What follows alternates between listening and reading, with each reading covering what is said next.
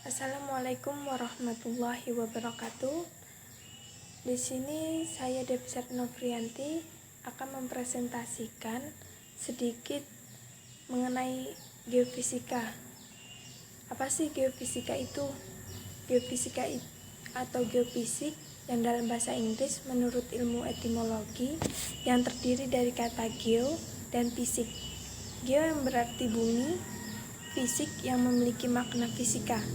Yang secara garis besar geofisika adalah ilmu yang menerapkan prinsip-prinsip fisika untuk mengetahui dan memecahkan masalah yang berhubungan dengan bumi. Dan juga ilmu geofisika bagi kebanyakan masyarakat umum itu masih sering tertukar antara ilmu geofisika dan geologi. Nah, untuk itu termasuk hal yang sangat wajar. Kenapa? Karena perbedaan dari keduanya tidak selalu dapat dengan mudah dibedakan secara pasti antara yang mana geologi dan geofisika.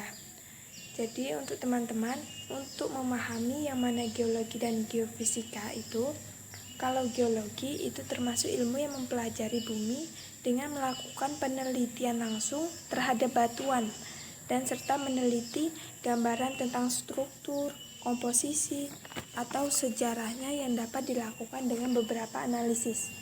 Nah, sementara untuk geofisika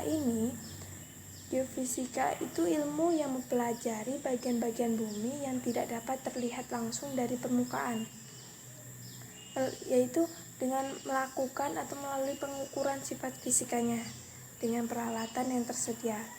Jadi ilmu geofisika itu dapat dimanfaatkan dalam penyelidikan kebumian. Contohnya itu seperti mitigasi bencana gempa bumi, bencana gunung api, eksplorasi minyak, mineral dan logam, dan lain sebagainya. Nah, dari geofisika itu terdapat metode-metode yang harus diterapkan, yaitu ada namanya metode geolistrik. Metode geolistrik yaitu metode yang menggunakan medan potensial listrik bawah permukaan sebagai objek pengamatan utamanya. Dan ada juga namanya metode seismik.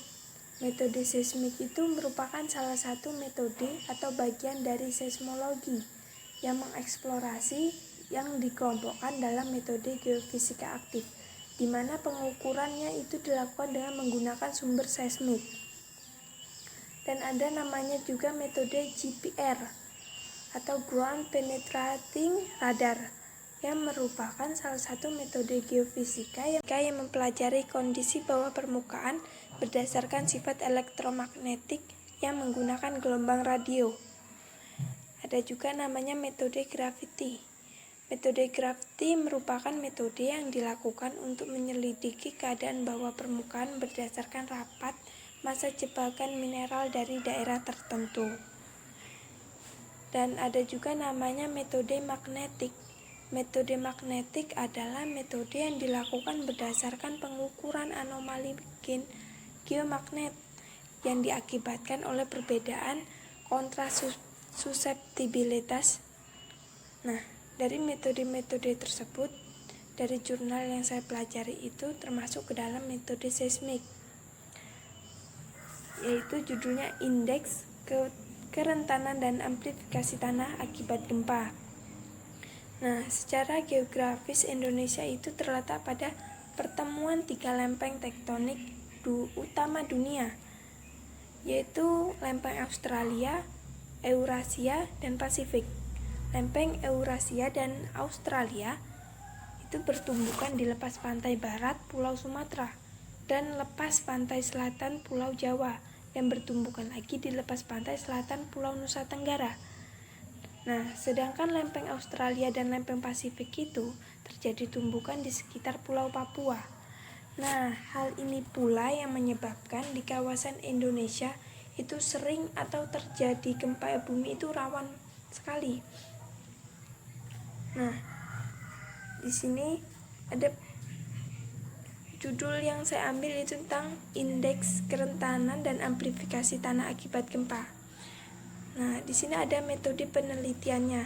Tempat dan waktu penelitiannya itu dilaksanakan di wilayah Universitas Muhammadiyah Jember, Jawa Timur. Penelitian kerentanan tanah akibat gempa di wilayah Universitas Muhammadiyah Jember dilakukan dalam beberapa tahapan sebagai berikut. Di sini ada survei awal, ada 6 tahapan ya. Yaitu pertama, survei awal yaitu untuk memperoleh gambaran dari kondisi di tempat tersebut. Yang kedua adalah geologi aktual. Alat yang digunakan adalah peta geologi, kompas geologi, kamera, dan GPS. Yang ketiga adalah penentuan titik koordinat pengukuran mikrotremor. Yang keempat ada akuisisi data mikrotremor di lapangan di setiap titik yang dihasilkan dari desain pengukuran. Alat yang digunakan adalah mikrotremor, 3 sensor, GPS, dan kompas geologi. Yang kelima adalah pengolahan data yang dilakukan dengan menggunakan software geopsi. Hasil analisis ini dibandingkan dan dihasilkan, dipilih sesuai dengan geologi yang ada. Nah, yang terakhir atau yang keenam ini adalah interpretasi hasil pengolahan data. Hasil data interpretasi ini berupa tingkat kerusakan jika terjadinya gempa. Nah, di sini ada tinjauan geologi wilayah penelitian. Keadaan geologi di Kabupaten Jember disusun oleh adanya batuan kuarter tua. Nah, diketahui bahwa dari penelitian batu kuarter tua itu telah mencapai kedalaman lebih dari 20 meter. Jadi permukaan tanah terdiri dari tanah di situ adalah residu dengan tebalnya itu mencapai 16 meter. Dan dilakukannya juga pengujian penetrasi standar lebih dari 60 pukulan per kaki dengan kemiringan lereng lebih dari 300 serta didominasi oleh material ukuran lempung lanau. Maka tanah residu vulkanik kuarter tua Gunung Agropuro dalam keadaan kritis.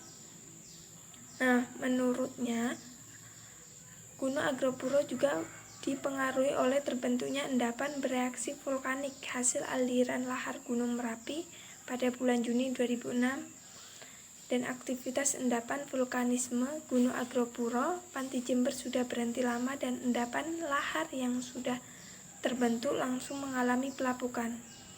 Nah, di sini juga ada pengertian dari mikrotremor. Mikrotremor merupakan getaran tanah yang sangat kecil dan terus-menerus yang bersumber dari berbagai macam getaran. Contohnya itu bisa diambil kalau kita itu lalu lintas, misalnya angin, aktivitas manusia, dan banyak lagi yang lainnya. Nah, dan mikrotremor ini juga dapat diartikan sebagai getaran harmonik alami tanah yang terjadi secara terus-menerus yang terjebak di lapisan sedimen permukaan yang terpantulkan oleh adanya bidang batasan lapisan-lapisan dengan frekuensi yang tetap yang disebabkan oleh getaran mikro di bawah permukaan tanah. Di sini juga terdapat gambar atau grafik yang mengenai penelitian yang sudah dilakukan, bahwasanya gambar atau grafik gambar ketiga ini dijelaskan bahwa penelitian mikrotremor dapat mengetahui karakteristik lapisan tanah berdasarkan parameter periode dominannya atau frekuensi natural dan faktor penguatan gelombangnya atau amplifikasinya hasil pengukuran sinyal oleh mikrotremor. Nah, di sini ada gambar yang keempat. Itu baca sinyal oleh mikrotremor yang sudah direvisi. Untuk gambar nomor yang keempat ini sinyal yang sudah dimodifikasi dari gambar yang ketiga. Nah, untuk gambar nomor 5 untuk menggunakan software geopsi maka didapat kurva HVCR. Dari kurva HVCR didapat nilai frekuensi natural tanahnya itu sebesar 2692 Hz. Dan perkiraan ketebalan dari sedimen permukaannya itu termasuk dalam kategori tebal karena Ketebalannya itu mencapai 10-30 meter. Sedangkan nilai amplifikasinya itu sebesar 4625 amplifikasi.